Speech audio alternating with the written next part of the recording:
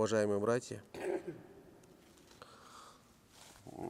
перед лекцией хочу выразить особую благодарность устазам, имамам этой мечети за то, что предоставили такую возможность встретиться с братьями, иншаллах, поговорить о религии Всевышнего Аллаха, о вере, о духовности, о пророке, саллаллаху алейхи вассалям, о сподвижниках его. Хадис Расулюллаха, саллаллаху алейхи вассалям, где он говорит: люди, которые, собравшись в круг и поминают Всевышнего Аллаха субхану ва тааля, на них не сходит благодать Всевышнего Аллаха. Сакина. Хаффатхумуль маляика, говорит пророк алейхиссалату вассалям. Их, говорит, что? Окружают ангелы. И на них не спосылается благодать, милость Всевышнего Аллаха субхану ва тааля. И Всевышний Аллах субхану ва тааля поминает этих своих рабов среди своих приближенных, то есть ангелов. На какой-то момент, когда мы собираемся, когда мы говорим о религии Всевышнего Аллаха, когда мы говорим о сунне пророка, когда мы говорим о Коране, когда мы поминаем в общем смысле Всевышнего Аллаха субхану ва тааля, мы возвышаемся на пьедестал самых почетных ангелов, наряду с которые находятся рядом с Аллахом субхану ва тааля, то есть возвышенные ангелы. Аллах субхану ва тааля нас вспоминает, это значит что? Как в Коране говорится: «Узкуруни азкуркум».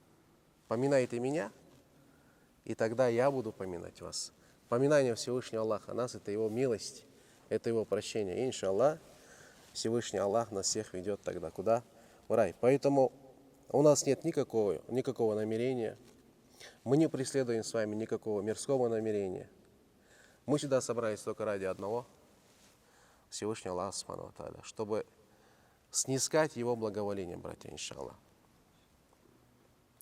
Сегодняшняя наша с вами тема. Иншаллах, будет первая тема, и дальше мы будем продолжать такой цикл. Я думаю, такое намерение сделали, что каждую субботу, иншаллах, после шам-намаза, после магриб-намаза будем встречаться, иншаллах. Я думал, на какую тематику больше всего говорить. Конечно, очень много аспектов в исламе, знаете, да? Можно говорить, можно делать тафсир, можно делать хадис, то есть читать хадисы, можно изучать науку фикх, можно изучать науку вероубеждения и так далее, да? Вот. Но какой же аспект больше всего нас объединит? Больше всего нас объединит. Где, может, у людей не будет таких вопросов острых, да? Почему? Из-за чего? Где далиль? И так далее, к примеру, да? Чтобы наши с вами лекции не превратились в полемику, где мы начинаем, или мы начнем с вами спорить и так далее, к примеру. Я выбрал такую вот часть, отчасти, которая занимается чисто духовностью. То есть именно духовная сторона. Именно духовная сторона. К примеру, Аллах субхану тааля в Коране говорит: «Вазару захираль исми ва батина». Так оставьте же явные и скрытые прегрешения. То есть две стороны прегрешения. Одна явная, другая скрытая. И ученые говорят, явная сторона — это какая? Это то, что открыто ясным текстом в Коране говорится, допустим, не прелюбодействуй, не убивай, не воруй, не ешь запретное и так далее, и так далее.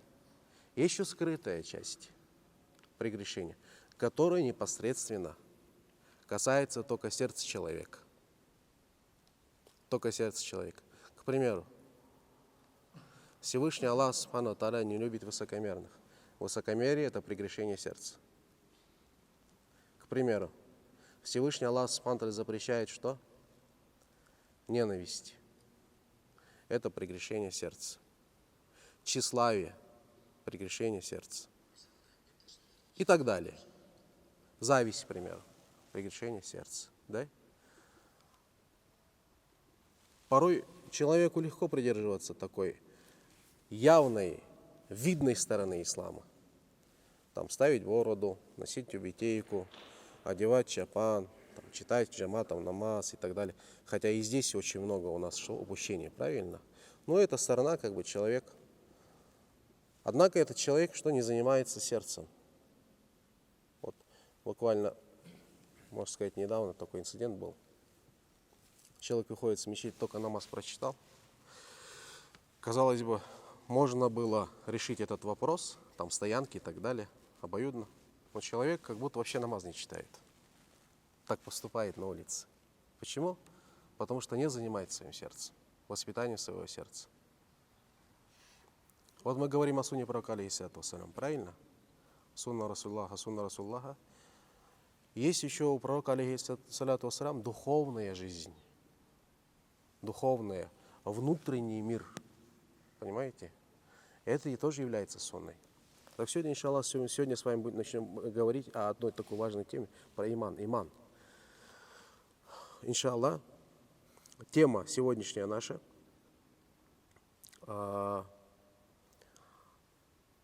верить с любовью.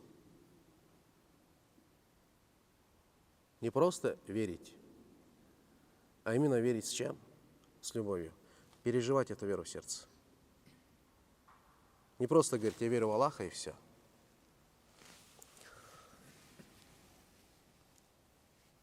Что такое иман, братья? Иман, в первую очередь, это дар Аллаха Субхану ва Тааля.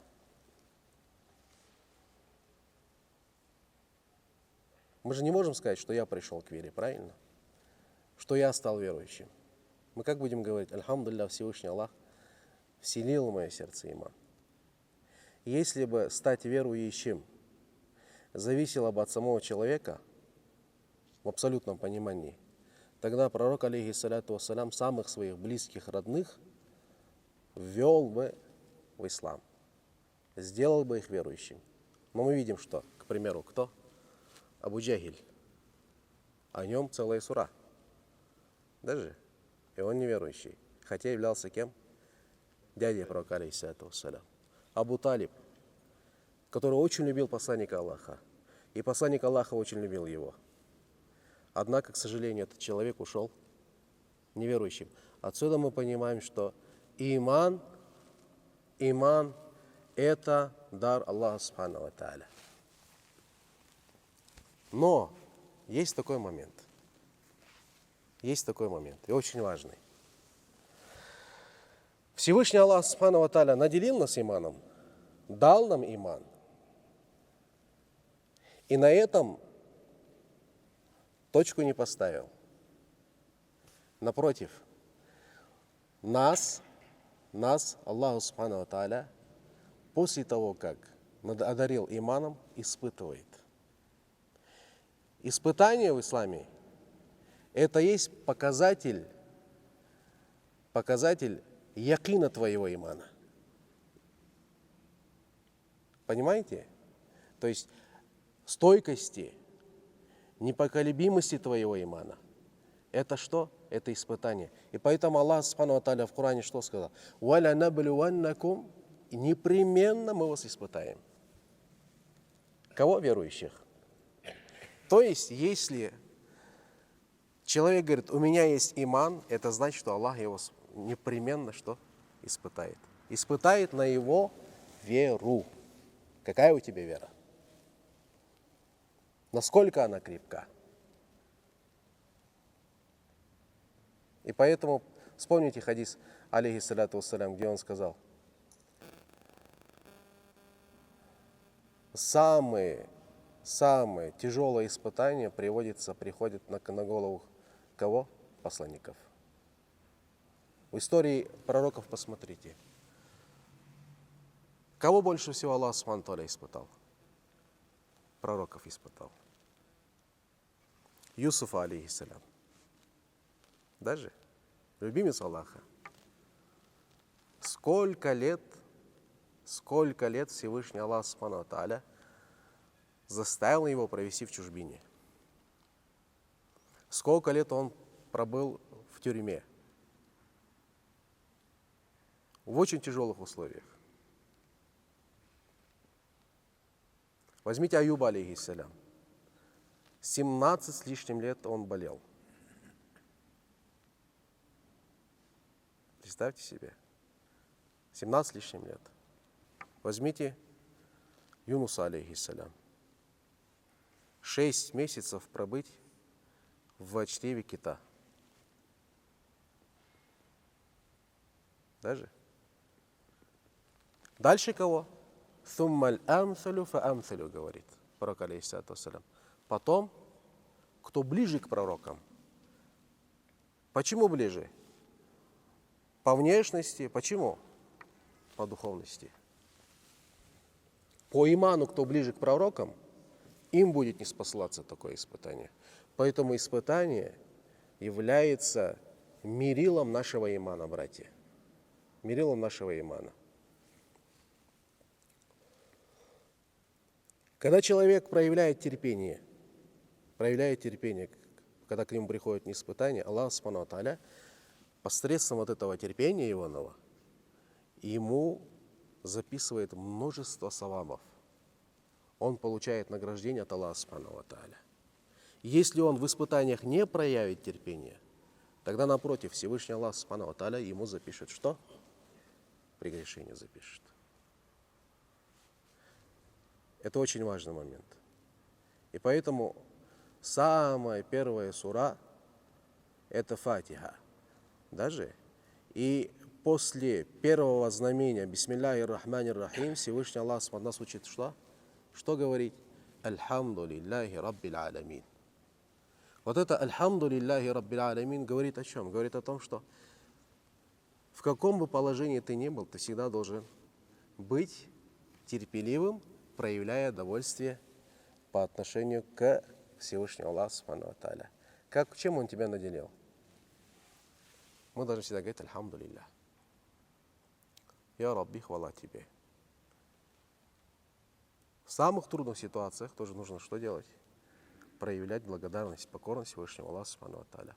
Покорность очень важна. Терпение и покорность. За это мы в испытаниях, если когда приходит к нам испытание, мы проявляем терпение и покорность, за это мы получаем большое вознаграждение. Большое вознаграждение. И иман я хочу подвести к тому. Иман – это такой дар Аллаха Субхану ва Тааля. Взамен Всевышний Аллах от нас требует что? Выплаты. Да. Аллах нам дал иман, и взамен у нас требует выплату. Мы должны чем-либо жертвовать. Либо жертвуем собой, либо своим имуществом и так далее. К примеру, сейчас один аят приведу, то, что касается сахабов, ради Аллаху анхум. Аллах Субхану ва Тааля, сура Тауба, 111 аят. Аста'иду билля, инна Аллаха иштара миналь му'минина анфусахум ва амвалахум би анна лахум аль-джанна. Всевышний Аллах Субхану ва Тааля купил у верующих. Смотрите. Всевышний Аллах Субхану ва Тааля купил, иштара, купил. У кого? У верующих, миналь му'минина. Что купил? Анфусахум, их души. Дальше. Ва амвалахум, их имущество. Взамен на что купил Аллах Субхану ва Тааля? Би анна лахумуль джанна, взамен на рай. Всевышний Аллах говорит, я вам дам рай, но при этом вы должны выплатить. Что? Чем будем платить? Своими душами и имуществом. Вот посмотрите. Это сахабы. У сахабов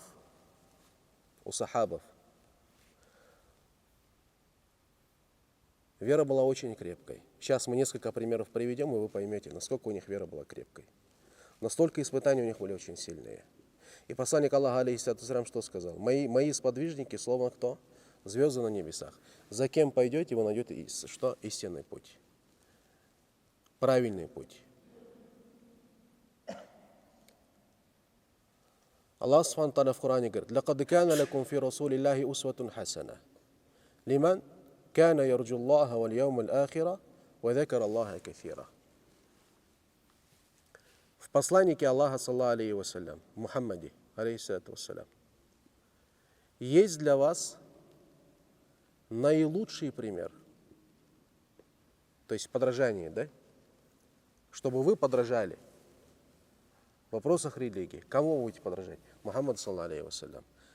Для кого он является примером? Лиман кана ярджуллах, кто хочет лика Всевышнего Аллаха субхану ва тааля, кто хочет довольствия, кто хочет благоволения Всевышнего Аллаха субхану ва тааля. Валь яум аль-ахира, кто верит в судный день. И третья группа, вазакар Аллаха кафира, кто всегда поминает Всевышнего Аллаха субхану ва тааля. То есть вот эти три группы человека, это те, руководителем которых должен быть кто? Посланник Аллаха, алейхиссалату вассалям. И очень важный момент, смотрите. Мы живем с вами в бренном мире. Ученые называют бренный мир, тленный мир. Мир, который имеет конец, когда-либо это все исчезнет. Даже «Куллю ман алейха фан, куллю ман алейха фан, ва ябқа ваджху раббика». И все, что на этой земле, все исчезнет. Ничего не останется. Останется лишь лик Всевышнего Аллаха субхану ва тааля, и все. Не было ничего, был Всевышний Аллах субхану ва тааля. Исчезнет все, останется Всевышний Аллах. И этот мир, он не вечен. Есть начало этому миру, и когда-либо придет конец этому миру. Соответственно, мы живем в этом мире, есть начало нашей жизни, и есть конец нашей жизни, братья. Тот промежуток времени, который ты проживешь в этом дунье, в этом мире, это не цель. Цель для верующего это что?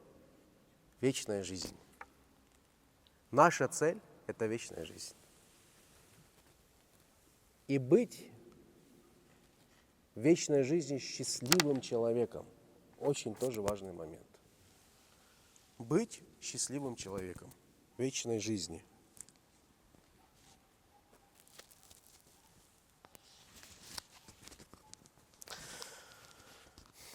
Так вот, что принесет человеку счастье?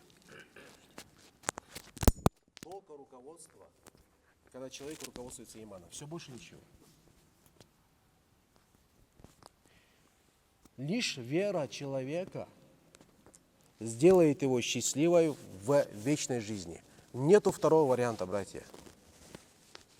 Получается, в этом мире мы с вами должны руководствоваться чем? Верой. Нашу с вами вечную жизнь будет определять иман, который в нашем сердце. А руководители этих, то есть имана, извиняюсь, кто будет руководствоваться? Верующий человек. Это пророки, в первую очередь. Это книга Аллаха субхану ва тааля. И все те, которые идут по их пути. Все те, которые идут. Праведные люди. Мы должны руководствоваться их пути. То есть мы должны идти по их пути.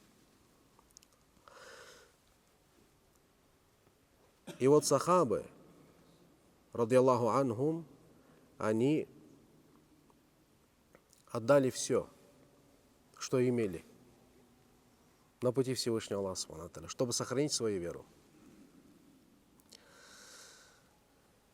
Значит, в этом аяте, уважаемые братья, «Инна Аллаха иштара миналь му'минина анфусахум ва амвалухум би анна лахумуль джанна» означает, что Аллах субхану ва тааля требует взамен, то есть человек должен жертвовать тем, что у него есть.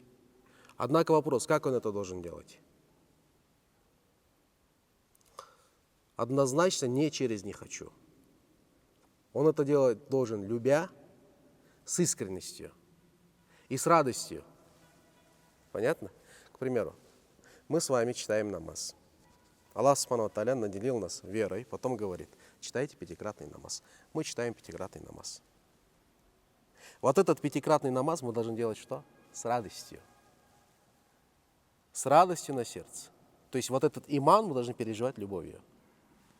Если мы не будем радоваться и любя совершать вот эти вот деяния, братья, мы будем с вами подобны лицемерам. Аллах Субхану в Коране говорит: «Инналь мунафикина». Воистину мунафики юхади'ун Аллаха ва хуа хади'ахум. Они пытаются обмануть Всевышнего Аллаха Субхану ва тааля, но Всевышний Аллах обманет их. Обманет, это не значит, что Аллах Субхану ва тааля будет обманывать. Всевышний знает их сердца, каковы они на самом деле. То есть Аллах знает их лучше, чем они сами себя. Сколько бы они ни пытались обмануть Всевышнего Аллаха, все равно они этого не смогут сделать. Их признак какой?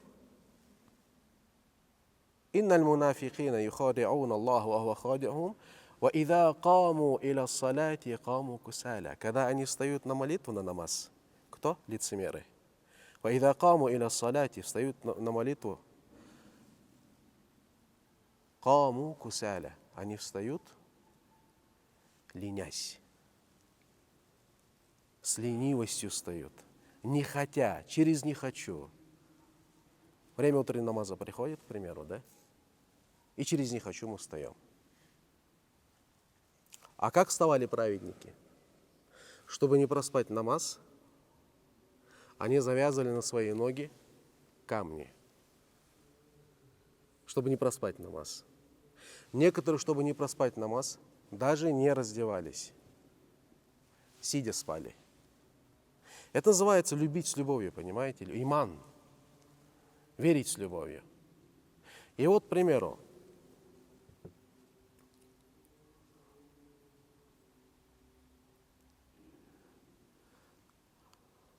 я приведу несколько примеров, иншаллах. Но прежде чем привести еще пример, я хочу задать еще один вопрос и ответить на него. Очень важный момент, потому что у вас могут быть такие вопросы появиться. Вы, наверное, слышали такое, что совершенный иман или же почувствовать усладу веры и так далее в хадисах мы читаем, да? И не почувствует усладу веры человек тот, который там и так далее, даже. И вот ученый задает вопрос, как человек может достичь совершенства в вере, в имане? Чтобы у него был иман такой, как у сахабов. Как может человек достичь?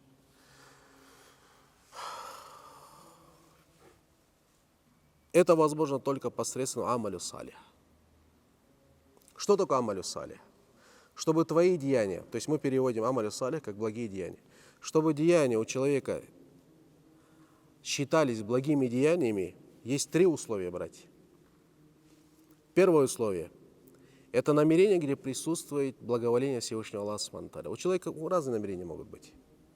Даже разные намерения могут быть. Допустим, лицемеры, говорят, намаз читают для того, чтобы что? Юрауна наса. Чтобы люди видели. Его намерение – это что? Не поклоняться Всевышнему Аллаху Субхану ва тааля.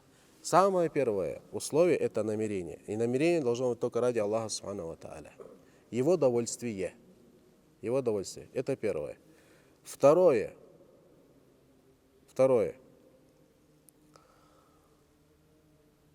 Должно присутствовать в жизни этого человека ибада. Что бы он ни делал, он должен делать с намерением на поклонение. Смотрите, мы говорим поклонение, есть еще понятие рабства. Поклонение не означает только лишь пятикратный намаз. Поклонение, ибада, это означает 24 часа проводить в поклонении Всевышнему Аллаху Субхану ва тааля. Даже когда ты ешь, даже когда ты спишь, даже когда ты сидишь, даже когда ты думаешь. Тафаккур тоже является поклонением. Тафаккур. Тафаккур что такое? Размышление. Аллах для чего нам разум дал? Для чего Он дал? Чтобы мы размышляли. Над чем размышляли? Над созданием Всевышнего Аллаха Субхану ва тааля и пришли к кому? К Создателю. Поэтому в Коране есть очень много аятов. Очень много аятов. Посмотрите на солнце, посмотрите на луну, посмотрите на то, посмотрите на это. Посмотрите на верблюда. Разве они не видят верблюда? Понимаете? То есть размышляй, и в итоге приди к тому, что есть Создатель этого всего. Это тоже поклонение. Видите? Значит, человек должен не просто там пятикратный намаз свой почитать и на этом остановиться. Все. До следующего намаза я уже не мусульманин, да? Нет. Но у нас порой такое. Мы читаем намаз свой, намаз почитали, до следующего намаза мы даже не думаем, ни об Аллахе не думаем. Ни о чем не думаем, ни зикр не делаем. Время приходит, машинально берем тахарат, читаем намаз и дальше продолжаем. Но поклонение в понимании Корана помимо предписанных поклонений, ибадатов, человек должен жить в убудия, то есть проявлять полностью рабство перед Аллахом Субхану ва Тааля. И третий аспект, чтобы твои деяния были засчитаны как амалю салих, от тебя должно веять прекрасной нравственностью. Ахляк. Прекрасный ахляк должен быть. Вот эти три, когда аспекта соединятся, тогда твое деяние можно назвать амалю салих. Так ты не сможешь назвать, что у тебя есть амалю салих. К примеру, человек делает ради Аллаха. Понятно, первый аспект есть. Второе, из числа ибадатов это его деяние. Из числа ибадатов. Но при этом нет у него ахляка. Нет в нем нравственности. Прекрасного поступка нету. Этого человека нельзя назвать совершающим благое, понимаете, благое деяние. Он не называется, и его деяние нельзя назвать амалю салих. Понимаете? А у нас, к сожалению, это очень распространено.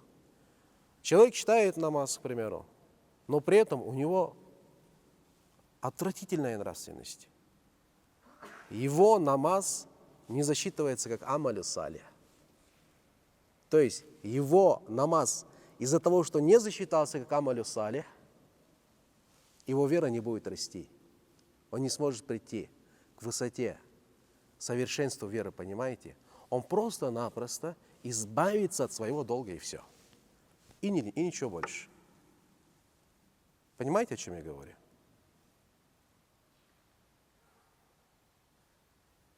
Предписанный намаз свой делает, предписанный свой пост держит, предписанное выполняет. Но если он не совершенствуется в нравственности, то его деяние перед Аллахом не засчитывается как амалю салих. А вы посмотрите в Коране. Где иман, рядом всегда что? Амалю салих. В Коране, где иман, обязательно амалю салих. Настолько они всегда вместе, что некоторые ученые сказали, это одно единое. Одно единое. Есть такие ученые, говорят, что амалю салих, амал и деяние, вера, это одно и то же. Если нету деяний, то этого человека веры нету, говорят. Настолько всегда вместе приходит, понимаете? Тоже очень важно. Получается, достичь высокую степень имана человек может только посредством амалю салих. А амалю салих это что? Совокупность трех аспектов. Первое это деяние ради Аллаха Субхану ва Тааля. Второе, то, что ты делаешь, должно быть ибадой. И третье, это должно быть в прекрасном образе, нравственном образе. Например, человек приходит, намаз читает. Намаз читает. Намерение сделал? Есть. Второе, намаз читает? Да, есть. Но как намаз читает? Как намаз читает? Открыл свой аврат. К примеру. К примеру, в шортах намаз читает. В шортах намаз читает. Ты можешь сказать, по фикху, что, аврат же открыт, закрыт, хорошо, аврат закрыт. Но это считается не адабом. Не адаб. Это безнравственность называется. Понимаете? Человек читает намаз. Читает намаз. Читает намаз, допустим, в коротких футболке там, или рубашке, да, в коротких рукавах, с короткими рукавами. Этот поступок называется в фикхе, называется безнравственным поступком. То есть, вот его намаз нельзя сказать, что это что? Сами повторите. Амалю салих. Это не амалю салих. Это просто что? Адау саля. Исполнение намаза и все. Не лишнее. За это ты получишь саваб? Аллах алям. Ты за это саваб не получишь. И получается, вот это твое деяние, которое ты сделал намаз, оно твою веру не укрепит. Уважаемые братья, не укрепит.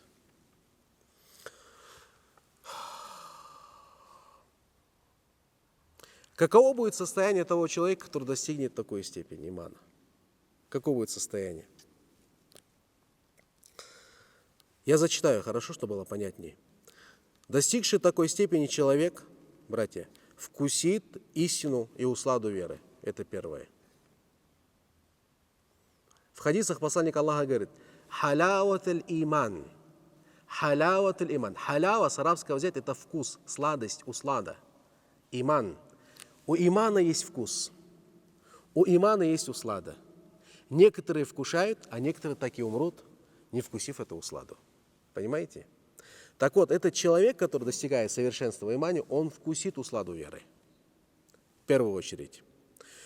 Он настолько будет переживать духовную усладу, братья, которая у него будет на сердце, духовную усладу, что мирские наслаждения и страсти останутся далеко позади. То есть для него мирское наслаждение, вот мы, допустим, когда кушаем, как мы наслаждаемся, правильно? И так далее. У каждого есть свои пристрастия. Для него эти пристрастия будут просто ничем. Понимаете? Для него это будет ничем. Был такой сахаба Хариса, радиаллаху анху, утром, увидев посланника Аллаха, алейхиссалям, его говорит: я Хариса. Он говорит: о, Харис, как ты, говорит, утром сегодня встал? Ну, в каком состоянии? Духовности твоей, веры какой? Он говорит: асбахту му'минан билляхи хаккан. Говорит: я Расулаллах, сегодня я встал, говорит, утром. Му'минан билляхи хаккан. Воистину нет, говорит, сомнений, то, что в моем сердце, говорит, мое сердце полно, говорит, веры Аллаха субхану ва тааля, иман. И посланник Аллаха сказал: я Хариса, ундур ма такуль, смотри, говорит, что ты говоришь. У нас же говорят, пускай ты лучше слышишь, что ты говоришь, да? Смотри, то, что ты серьезные вещи говоришь. Ликулли шаин хакика. У каждой вещи, говорит, есть истина. Где, говорит, истина твоих слов? То есть твои слова, что у меня есть иман. Фама хакика ты иманик. Ну-ка скажи, где истина? Где доказательство того, что у тебя в сердце есть вера? Посланник Аллаха у сахаба спрашивает. И как вы думаете? Он ответил? Он ответил. Он говорит: я Расуллах, как я уверовал в Аллаха, уверовал в тебя, мои дни остались без питья и еды, а ночи остались без сна. Настолько, услада веры, смотрите, переживает в сердце услада. Настолько, говорит, я Расуллах, что для меня золото и камень предо мной, говорит, одинаковы. Понимаете? То есть камень и золото. В глазах Хариса что? Одно и то же. Что он держит камень, что он держит золото. И как будто, говорит, я вижу своими глазами рай, и как будто я вижу своими глазами, говорит, ад. Это ответ кого? Сподвижника, посланника Аллаха, алейхиссалату вассалям. И, братья, все материальные вот эти вот беспокойства, материальные невзгоды, все трудности, жизнь человека полна испытаний. Болезнями, неудачей и так далее, и так далее. То есть у каждого свое испытание. И самое тяжелое испытание было у сахабов. И вот эти испытания, когда они проходили, все материальные вот эти невзгоды, даже если мы можем вот так посмотреть, когда мы будем читать, или когда мы смотрим, когда мы слышим, мы думаем, ну нестерпимо это. Вот то, что они пережили, это я это не смогу вытерпеть. А они, перед ними эти испытания просто ничего. Просто ничего, братья. Сейчас вы лучше поймете, о чем я говорил. Сейчас буду приводить пример, вот тогда вот поймете, что я хотел сказать. Первый пример — посланник Аллаха, алейхиссалату вассалям. Ему было 12 лет. Христианский монах, поп Бахира, один раз сказал посланнику Аллаха, говорит: я прошу тебя, говорит, во имя Лата и Уззы, скажи мне то-то. И посланник Аллаха ответил: 12 лет. Что сказал, говорит? Не проси, говорит, у меня во имя, говорит, Лата и Уззы. Клянусь, говорит, Аллах, для меня нет ничего ненавистнее, чем Лат и Узза.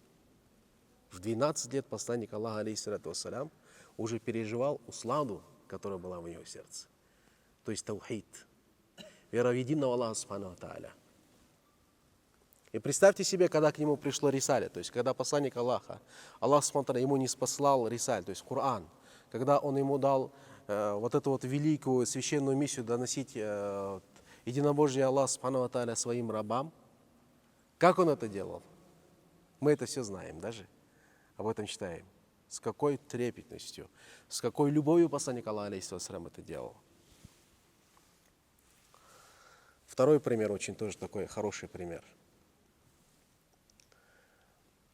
Вспомните историю Муса, алейхиссалям, и фараон. Когда Муса, алейхиссалям, когда Аллах приказал Мусе освободить сынов Израиля, то есть иудеев, от гнета фараона, даже, и тогда, чтобы доказать свое пророчество, между ними была такая борьба между Муса алейхиссалям и колдунами, чередеем того времени. Даже они собрались, все смотрят, ждут, и когда Муса алейхиссалям и вот эти вот колдуны говорят, кто, говорит, первый из нас, говорит, покажет, да, свое чудо.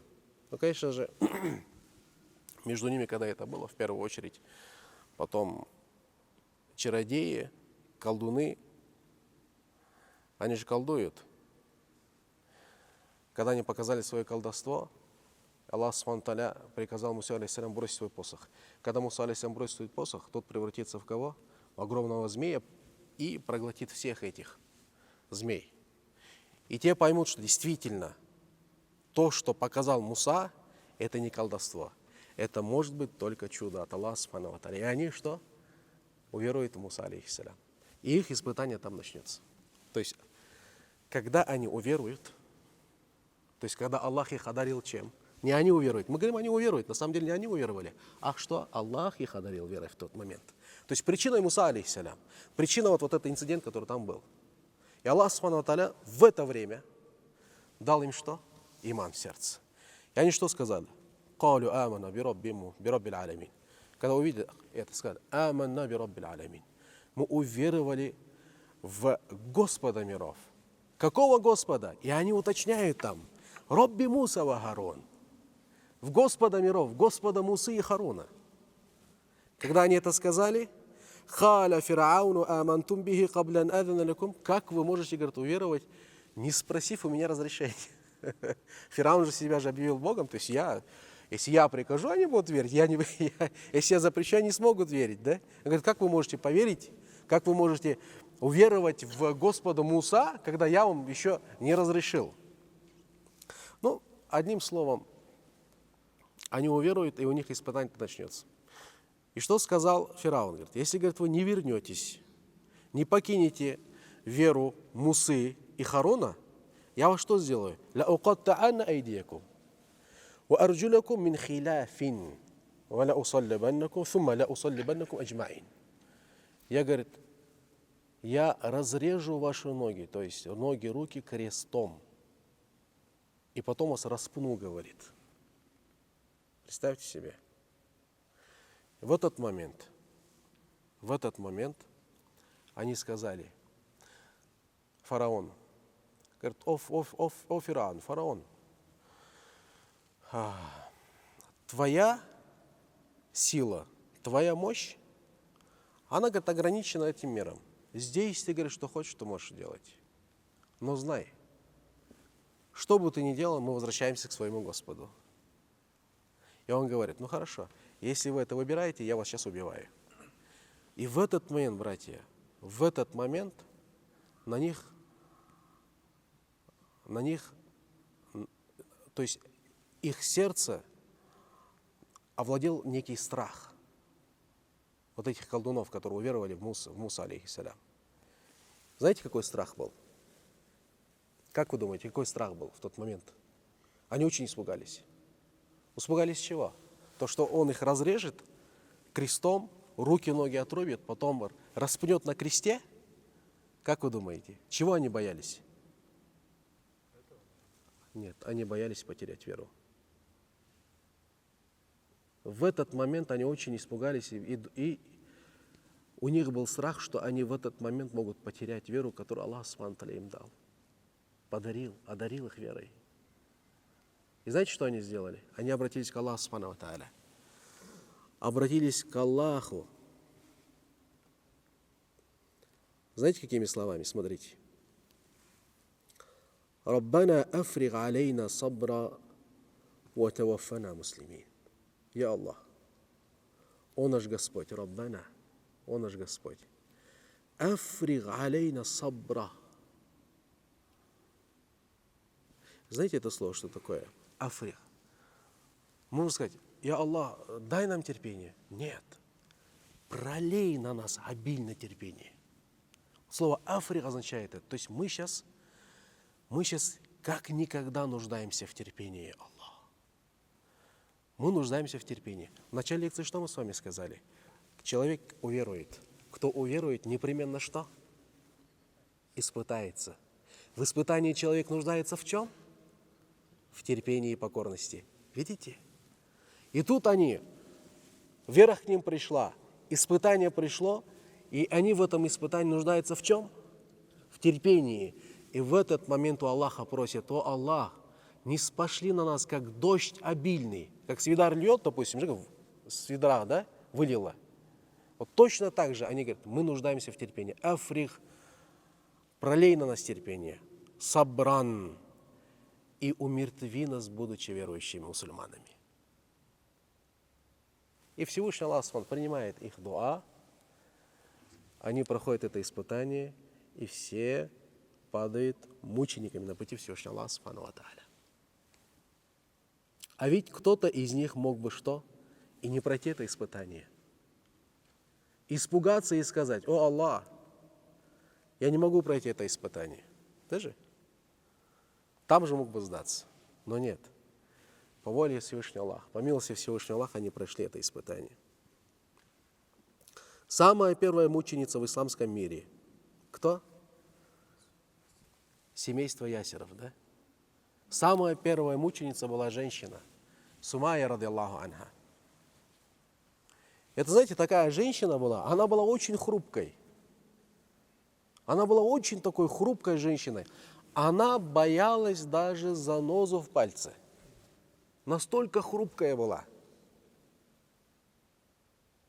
Но когда уверовала Всевышний Аллах Субхану ва Тааля, когда мушрики начали издеваться над ними, когда начали угнетать, они раскаливали на огне железные прутья, и этими прутьями пробивали насквозь что? Тела сахабов. И одной из этих женщин была мама Ясира, Сумайя радиллаху анха. Даже в этот момент она не отреклась от своей веры. Та женщина хрупкая, которая боялась занозы. Аллах наделил иманом и дал испытание. И в испытании что? Наделил терпением и покорностью. В конце что было? После долгих испытаний Сумайя радиллаху анха подвязали к 2 верблюдам. Конечно, по воле Аллаха Субхану ва Тааля разорвали на 2 части. Будет доволен Аллах Субхану ва Тааля Хазрати Сумайя. Это те люди, которые переживали свою веру с чем? Любовью. Если бы не было любви, они бы отреклись от своей веры, вы знаете. Если нету веры, нету любви в вере человека, это будет просто-напросто теория или гипотеза, и все. Понимаете?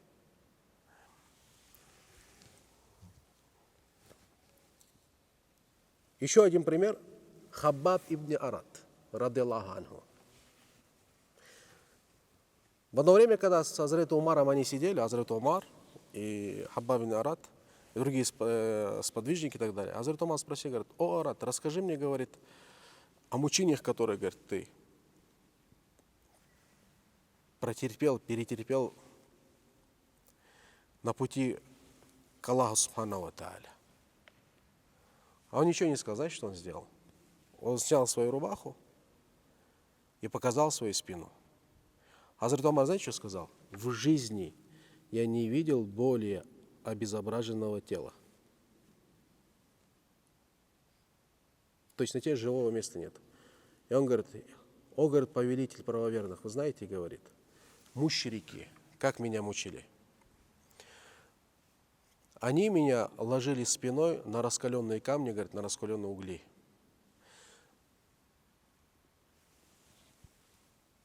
Огонь, говорит, огонь тушился только посредством, говорит, жира, который плавился, говорит, с меня. Так и говорит. Кусками, говорит, у меня отваливалось, говорит, мясо со спины. Хаббаб ибн Арат. Вот такое вот мучение они проходили. И заметьте, не отреклись от своей веры. Не отреклись от своей веры. Следующий пример. Сухайб ар-Руми, ради Аллаху анху. Когда посланник Аллаха совершил хиджру из Мекки в Медину, Сухайб тоже последовал за ним. Он был из Рима, он был византиец. Ранее переселился в Мекку, там начал работать, там и так далее. И когда он уходил оттуда, мушрики его догнали. Многобожники его догнали. Когда его догнали многобожники, он высунул все свои стрелы, высунул свой меч и воскликнул. Говорит, о, говорит, курайшиты, о, говорит, мекканцы, я буду сражаться с вами до конца. Вы знаете, лучше всего из всех из вас стреляю из лука, говорит, я. Лучше всех, говорит, мечом владею я, говорит. Я до последнего буду стоять. И я не дам вам к себе приблизиться. И они говорят ему, ты пришел к нам бедным, у нас разбогател и хочешь все, говорит, с собой забрать? Мы, говорит, тебе не дадим это сделать. И он, даже не думая, знаете, что сказал? Если, говорит, я вам скажу, где мое богатство? Он был очень богатый. Вы, говорит, меня отпустите? Сухайб ар-Руми. Ну да, богатство. Да, говорит, скажи. Он, говорит, сказал, там-то твое богатство. Они его отпустили. Аят. Инна Аллах аштара миналь му'минина анфусахум ва амвалахум бианна лахумуль джанна. Всевышний Аллах Субхану ва Тааля купил у верующих что? Их души, их имущество взамен на рай. Он отдал свое имущество полностью. Сухайб ар-Руми отдал все свое имущество. Переселился без ничего. У него ничего не осталось. Но когда он достиг Кубы, посланник Аллаха был в Кубе, еще в Медину не переселился. Первая мечеть была в Кубе, знаете, да? Построил мечеть, там пока находился, он его достиг. И Расул, алейхиссалату вассалям, когда увидел Сухайба, знаете, что сказал? Рабихаль бей'у я Сухайб. Рабихаль бей'у я Аба Яхья. Каля ва назалят ва мина наси ман яшри нафсаху ibtigha'a мардатиллах. Увидел посланник Аллаха Сухайб, говорит, о Сухайб, воистину торговля принесла большую пользу.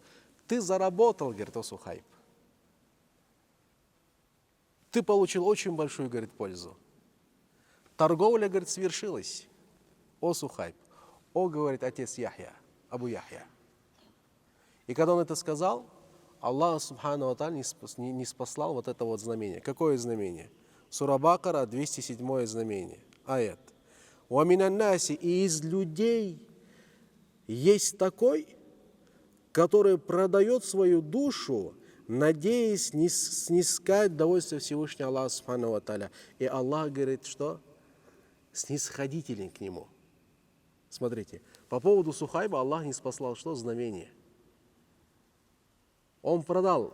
То есть, когда Сухайб говорил вот этим мушрикам, если я вам скажу, где мое богатство, вы меня отпустите? И сказали, да, отпустим. В это время свершилась торговля с кем? С Аллахом Субхану ва Тааля. Не с этими мушриками, понимаете? Не с ними торговля была, торговля с Аллахом была. И Аллах Субхану ва Тааля говорит, торговля, говорит, что? Сделка свершилась, и ты получил большую пользу.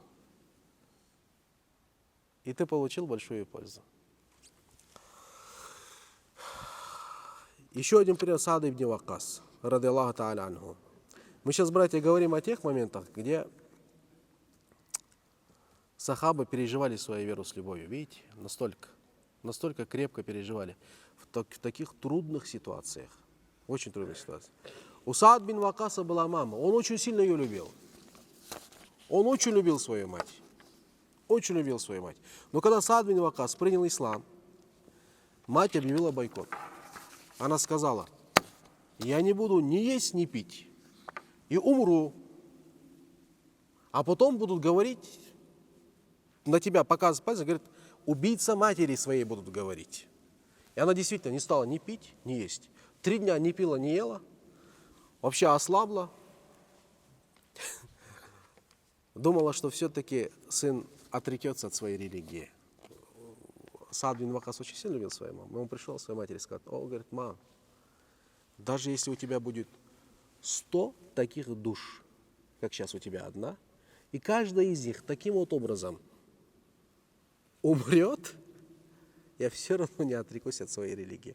Когда она услышала это, когда она поняла, что он стоек на своем, она прекратила бойкот, начала и пить, и кушать, и в себя пришла, как говорится. И потом Аллах ниспослал следующее знамение. Какое знамение? Как вы думаете, ниспослал Аллах субхану ва тааля? Мама, сын.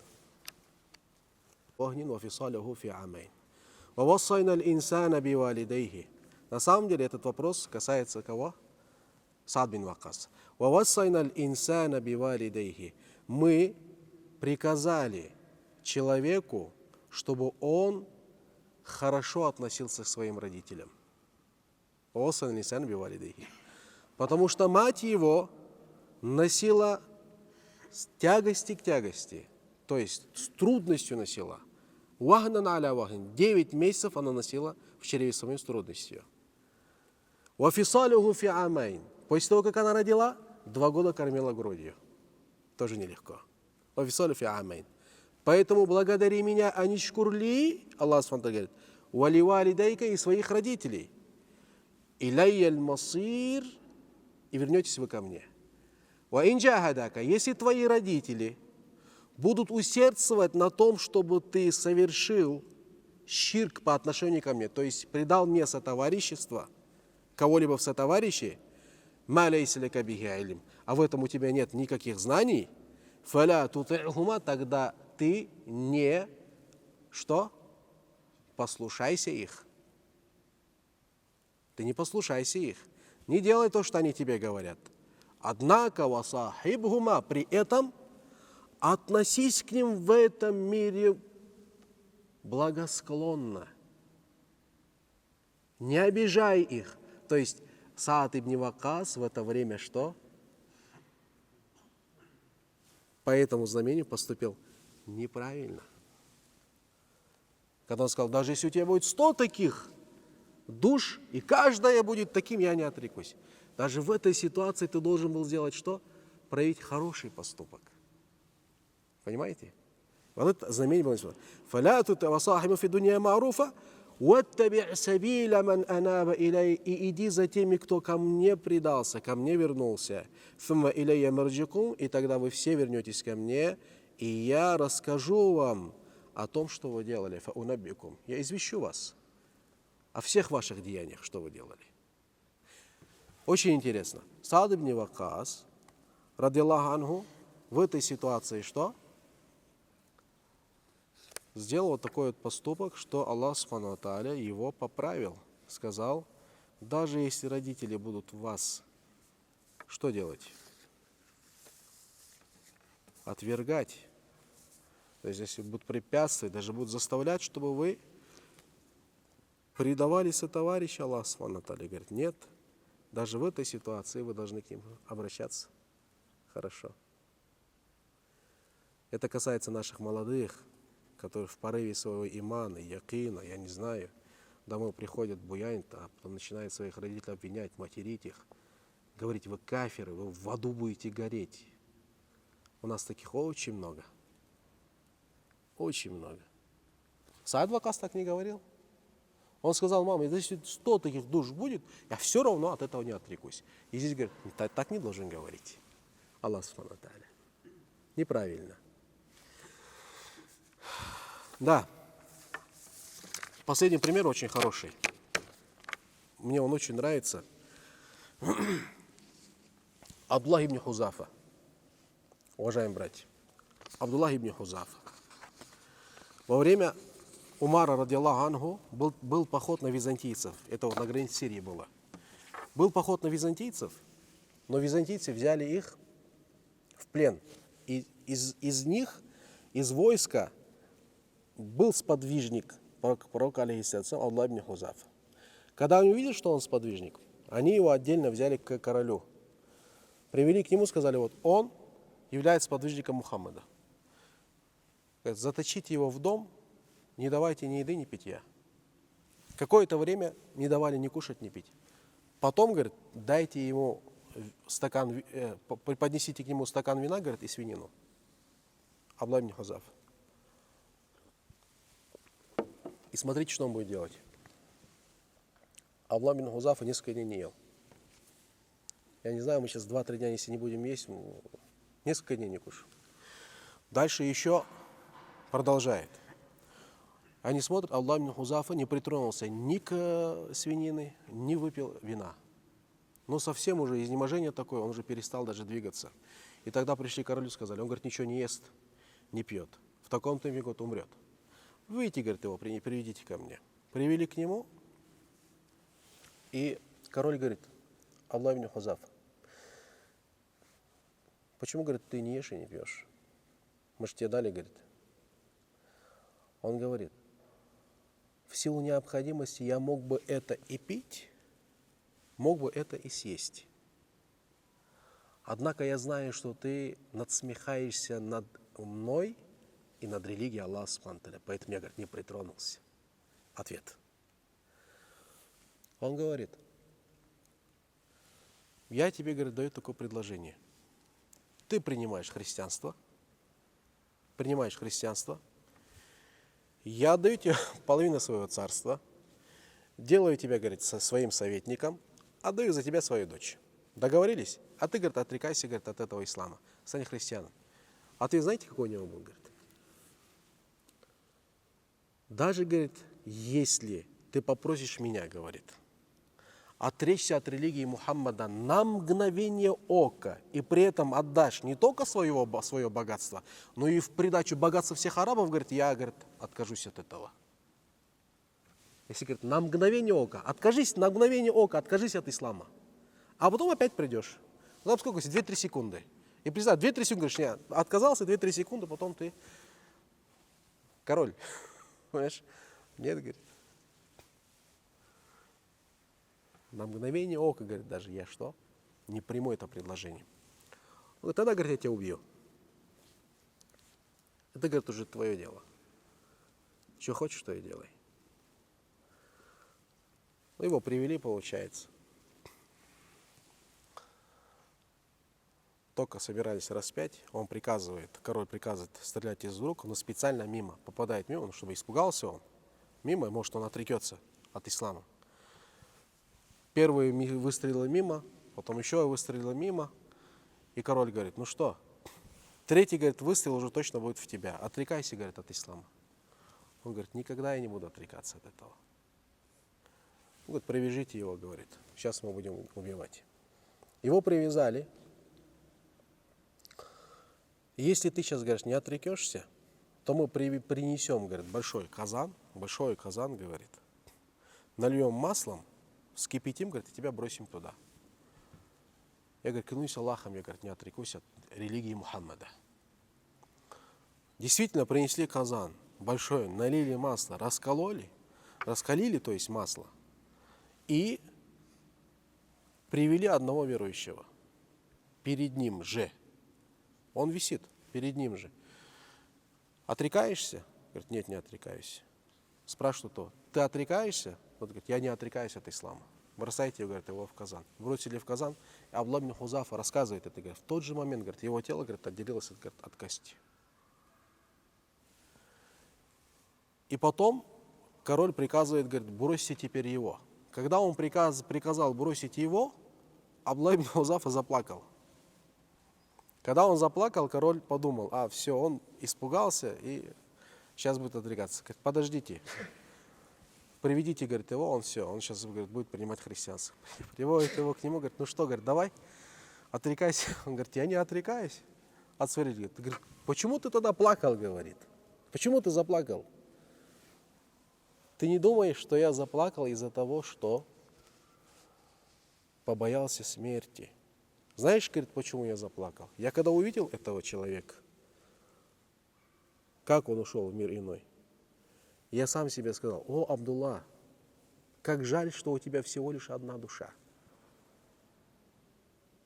Как жаль, что у тебя всего лишь одна душа. Я вам сейчас давайте зачитаю.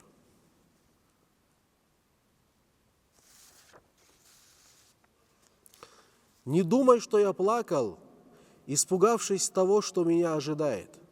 Я плакал лишь от того, что у меня одна жизнь, которую я могу отдать во имя Аллаха. Я говорил себе тогда, сейчас у тебя лишь одна жизнь. Тебя бросят в котел, и в одно мгновение ты отдашь свою душу на пути Аллаха. А как хотелось бы, чтобы у меня было ровно столько душ, сколько волос на моем теле, и чтобы раз за разом я мог бы отдавать душу за душою. Абдуллах ибн Хузафа почему плакал, смотрите, что у него только одна душа, что он уйдет только таким вот образом. А он хотел раз за разом душу отдавать на пути Аллаха. Мы что с вами сказали? Тот, который достигает высокой степени имана, что происходит? Мирские невзгоды, материальные страдания для него становятся что? Ничего. Он не боится, нету страха перед этим. Понимаете? Абсолютно нету страха. Он думает только, как бы больше получить награду перед Аллахом Субхану ва Тааля в этой ситуации. Как больше получить награду? Тогда на этом не заканчивается история. Король, когда это услышал, он был просто удивлен, и он сказал, поцелуй, говорит, меня в лоб, я, говорит, тебя отпущу. Абдуллах ибн Хузафа говорит, я тебе, говорит, поцелую в лоб, если ты, говорит, отпустишь еще других мусульман, которых держишь в плену. Король говорит, хорошо, говорит, я отпускаю, говорит, и тех, и этих, но ты поцелуешь меня в лоб. Говорит. Он взял, говорит, поцеловал короля в лоб, говорит, и спас 80 еще мусульман. Когда они дошли до Медины, Умар радиаллаху анху, они рассказывали эту историю Азрету Умару. И Умар, когда это услышал, что Абдуллах ибн Хузафа поцеловал в лоб, я извиняюсь за выражение, неверующая кафира, да? Вот, и он тогда очень хорошее такое деяние сделал, говорит. После этого, говорит, целовать в лоб Абдуллах ибн Хузафа долг каждого мусульманина верующего, и этот долг, говорит, начинается с меня, встал, говорит, и поцеловал лоб, говорит, Абдуллах ибн Хузафа. Вот. То есть настолько вера у них была крепка, настолько они верили с любовью, братья. И вот эта любовь в имане, еще один сподвижник, последний, как бы я хочу сказать, один из великих сподвижников тоже, могила которого, знаете, где находится? В Китае. Могила которого в Китае. Вахаб ибн Кабша. В риваятах говорится, что Саад ибн Ваккас тоже там лежит. Вахаб ибн Кабша в Гуанчжоу. Его могила там. Вахаб ибн Кабша. Да. Вахаб ибн Кабша. Это сахаба, радиаллаху анху, кого посланник Аллаха отправил в свое время в Китай. Доносить религию Аллаха Субхану ва Тааля. В то время, говорит, путь занимал целый год. Целый год занимал путь. Вахаб ибн Кабша отправляется в Китай. Долгое время находится в Китае. Делает таблигh, дават. Ну, грубо говоря, сейчас, как сказать, наши братья Дунгани, это вот и есть оттуда. Ну, чисто, которые пришли, которые получили хидаят, которые от Аллаха Субхану ва Тааля посредством сахабов этих. Откуда в Китае мог бы ислам быть, скажите, если бы не Саад бин Ваккас и Вахаб бин Кабша? Откуда может быть? Да? Даже? Да, не было бы. Донесли до туда. Альхамдулилля. И вот смотрите, он через некоторое время в книгах вот пишется, что очень сильно соскучился по посланнику Аллаха, алейхиссалату вассалям. И решил, даже если, говорит, год, трудно очень, год будет мое путешествие, все равно я хочу навестить один день, даже если побуду посланником Аллаха, мне будет достаточно. Выходит с Китая, год занимает его путь, достигает Медины, однако посланника Аллаха, алейхиссалату вассалям, уже в этом мире нет. Для него это очень большой удар был. Когда пророк умер, вы знаете, сахабы какие были. Настолько Умар, вытащил свой меч и сказал, кто скажет, что пророк умер, я, говорит, ему отсеку голову. Впал как вам сказать, в шоковое состояние. И только Абу Бакр Сиддик прочитал вот это знамение, да? До посланников были пророки, которые ушли, и ты тоже уйдешь, и так далее, и так далее. Кто, говорит, поклонялся Мухаммаду, Мухаммад умер, а кто поклонялся Аллаху Субхану ва Тааля, Аллах что? Жив и вечен. Очень важный момент. И тогда Умар, рассказывает Умар, говорит, сказал, повернулся к этому, к Абу Бакру, говорит, о, Абу Бакр, то, что ты сейчас сказал в Коране, есть, говорит. Представьте. Хазрат Умар не знал Коран, что ли? Конечно, знал. Но он настолько в шоковом состоянии был. И потом говорит, разве это есть в Коране? Да, говорит, это же в Коране. Это Аллах сказал, это речь Аллаха. И потом придет в себя. И представьте себе, какое состояние было у Вахба бин Кабша, когда он увидел, что нет посланника Аллаха, алейхиссалату вассалям. Хазрат Биляль, радиллаху анху, он же после смерти посланника Аллаха уже не смог терпеть. Оставаться в Медине же не смог. Он оставил Медину, переселился в Дамаск. И во сне только, да, он увидит, во сне. О, Биляль, как посланник Аллаха, Биляль, слишком долго мы с тобой далеки друг от друга. И тогда только он в путь вступит, чтобы навестить могилу посланника Аллаха, алейхиссалату вассалям. Вахб бин Кабша, когда увидел, что нет посланника Аллаха, какое-то время провел в Медине, и что сделал? Остался в Медине? Нет. Он продолжил свой путь, который повелел ему сам посланник Аллаха, алейхиссалату вассалям, быть в Китае. И он был в Китае, остался в Китае. И сейчас в Китае. Его тело в Китае. А душа знаете с кем? С посланником Аллаха, алейхиссалату вассалям. Рядом с посланником Аллаха. Все сподвижники после смерти пророка желали, их самое большое желание было. Какое желание было? Быть рядом с посланником Аллаха. Есть хадис. Человек после смерти будет с тем, кого он любил. Человек после смерти будет с тем, кого он любил. Вот и сам себе задай вопрос, кого ты больше всего любишь? И с кем ты хочешь быть? Вот так вот, братья. Сахабы переживали свой иман с чем? Любовью. Вот. И теперь зададим себе вопрос. У нас эта любовь присутствует? В какой степени присутствует такая любовь у нас? Есть или нет такой любви? Конечно, как у них любовь у нас может и не быть. Но хотя бы какую-то долю, часть этой любви, если будем переживать, я думаю, мы будем, альхамдулилля, расти духовно. Иман расти у нас будет. Но не забывайте, чтобы иман рос, чтобы у нас высшая степень веры была, нужен быть амалю салих. А чтобы амалю салих был, вот эти три условия должны всегда сопутствовать. Да? То есть, первое – намерение, то, что мы делаем, ибада должна, то есть это должно быть поклонением. И третье – обязательно, мы все это должны выполнять с прекрасной нравственностью. С прекрасной. Тогда будет амалю салих, тогда будем расти. Тогда будем расти.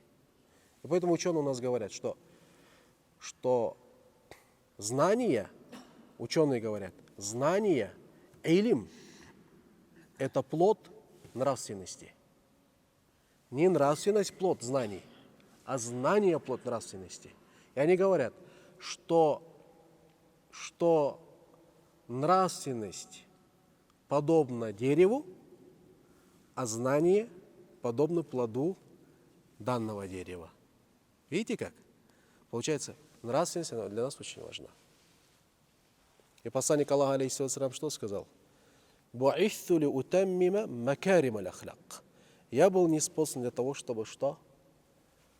Довести до совершенства прекрасную нравственность. Ли утаммима, до совершенства. И посланник Аллаха показал самые совершенные примеры нравственности. Ты не можешь сказать, что есть кто-либо, кто нравственней Мухаммада, саллаллаху алейхи вассалям. Такого нет. Нет ни одного человека в истории, кто был намного нравственнее, чем посланник Аллаха, саллаллаху алейхи вассалям.